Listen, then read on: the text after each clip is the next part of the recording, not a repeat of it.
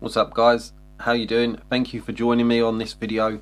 This video is going to be about the Aurora.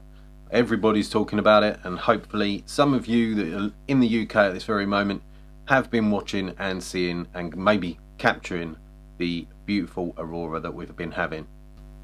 This weekend I used the 10 to 20mm Sigma on my camera. It's actually a fantastic lens for taking Aurora shots.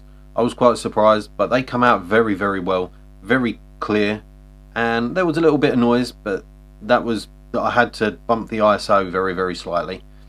But I actually done it between 5 and 30-second timing, and I think I got some quite amazing shots, which they'll be coming up at the end of this video. Hopefully you'll enjoy what I've captured, but I just thought I'd quickly get on here and do a short, small video. Have a look at these and tell me what you think, and if you like them, give me a click, tell me what you think if you want to leave a comment, and if you really like my videos and want to support me, please hit the subscribe button and come along on this journey with me, and hopefully you'll get to see me grow as much as I can help you grow a little bit, if that's at all possible. So check these out guys, tell me what you think. Catch you soon.